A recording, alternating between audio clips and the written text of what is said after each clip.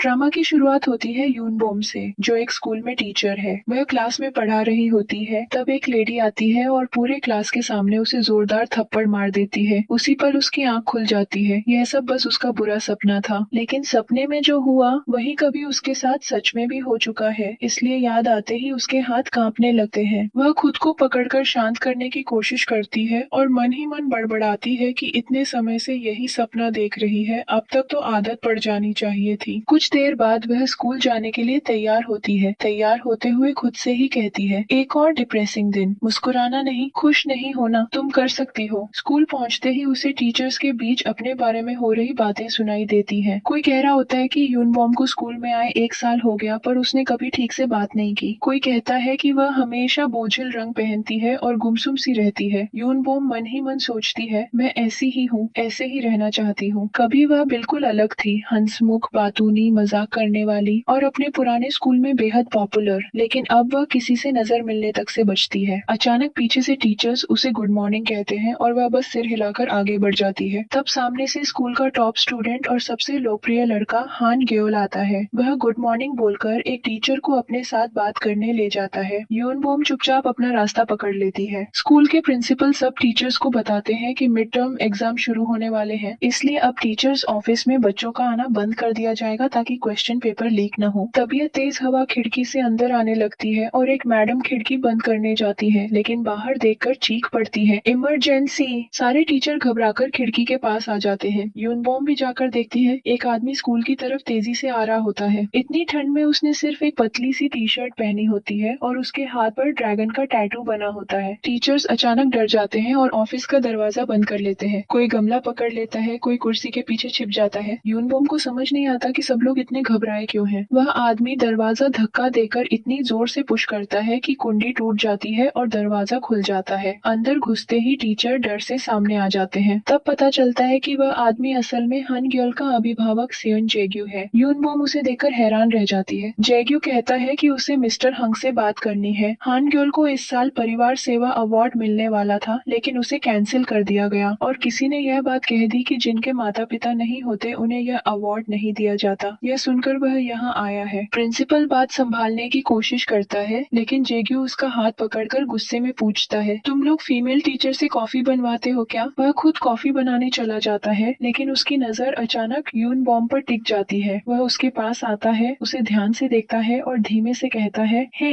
Miss beautiful. यूनबॉम डर के मारे जम सी जाती है। उसी समय सीन कट होता है एस.ई. जिन पर, जो किसी को मैसेज करती हुई जा रही होती है। तभी पीछे से हान ग्योल चुपके से आकर उसे डरा देता है। सेजिन उछल जाती है और कहती है कि वह ऐसा हमेशा करता है। हान ग्योल बस मुस्कुराता है और कहता है, डर गई क्या? तुम्हें कॉल करता रहता हूँ, पर तुम सिर्फ मैसेज करती हो। आखिर तुमसे कॉल पर बात क्यों करूँ मैं? क्लास के कुछ लोग टोकी खाने जा रहे हैं, चलो हम भी चलते हैं। पर एसीजिन बोल देती है, मैं सिर्फ उन्हीं के साथ खाती हूँ जो मुझे अच्छे लगते हैं, तुम जैसे इंसान पर समय बर्बाद नहीं कर सकती। यह कहकर वह चली जाती है और पता चलता है कि पूरे स्कूल में एसीजिन ही एक लड़की है जिसे हान ग्योल पसंद नहीं है। तभी हान ग्योल के दोस्त को मैसेज आता है, तेरे अंकल स्कूल आए हैं, माफ कर देना हान ग्योल, मैंने हंग सर की बात सुनी और तुम्हारे अंकल को बता दी। यह सुनकर हान ग्योल तुरंत स्कूल की ओर भागता है। उधर सियोन जेग्यू और यूनबॉम आमने सामने खड़े होते हैं। प्रिंसिपल माहौल हल्का करने के लिए मजाक में सिगरेट ऑफर करते हैं। जेग्यू गुस्से में टेबल पर हाथ मार देता है और टेबल फट जाती है। सब डर जाते हैं। जेग्यू पूछता है, फैमिली सर्विस अवार्ड के लिए क्या चाहिए? प्रिंसिपल समझाते हैं कि अवार्ड सिर्फ उन्हीं बच्चों को मिलता है जिनके पेरेंट्स उन्हें पाल रहे हों। इस पर जेग्यू गुस्से में हान ग्योल का पूरा बचपन, उसकी वैक्सीन की तारीखें, बुखार, पहली बार साइकिल चलाना, सब कुछ याद करके बताता है कि वह बचपन से हान ग्योल की हर चीज में साथ रहा है। वह कहता है, अगर मैं उसका बाप नहीं हूँ तो कौन है? कॉफी लेकर वह सबको गुड बाय कहता है और शांति से चला जाता है। उसके जाते ही सभी राहत की सांस लेते हैं। हंग सर बाहर आते हैं और उसके बारे में अफवाहें फैलने लगती हैं। कोई उसे गैंगस्टर कहता है, कोई कहता है वह गली का गुंडा है, कोई कहता है उसने कार उठाई थी, कोई कहता है फावड़ा लेकर रात में खुदाई कर रहा था। यह सब सुनकर यूनबॉम शॉक हो जाती है और खुद को कोसती है कि वह उसकी बातों में आ गई। फिर पता चलता है कि हान ग्योल के माता पिता बहुत पहले गुजर चुके थे और वह बचपन से अपने अंकल जेग्यू के साथ ही रहता है। तभी हान ग्योल वापस आ जाता है और पूछता है, सब ठीक है ना? लेकिन हैंगसर फिर भी गुस्सा दिखाते हैं। टूटा हुआ गमला साफ करते समय हान ग्योल यूनबॉम की मदद करता है और कहता है, मैं जानता था कि वो तमाशा खड़ा करेंगे, इसलिए नहीं बताया। स्कूल के बाद यूनबॉम मार्केट से सामान खरीदती है। उसके पापा उसे कई मैसेज भेजते हैं लेकिन वह जवाब नहीं देती। घर पहुंचकर ताला नहीं खुलता, चाबी मुड़ जाती है और वह गुस्से में उसे पानी में फेंक देती है। उसे याद आता है कि सो मैम के पास एक्स्ट्रा की है तो वह उनके घर की ओर चलती है। सड़क सुनसान होती है, कुत्ते भौंक रहे होते हैं। तभी वह सामने से एक आदमी को आता देखती है जिसके हाथ में कुछ चमकता हुआ होता है। वह सियोन जेग्यू ही होता है। उसके टैटू को देखकर यूनबॉम को सारी डरावनी बातें याद आने लगती है। उसे लगता है कि जेग्यू उसे मारने आया है। वह डर के मारे भागती है और जेग्यू उसके पीछे चल पड़ता है। यूनबॉम बहुत डर जाती है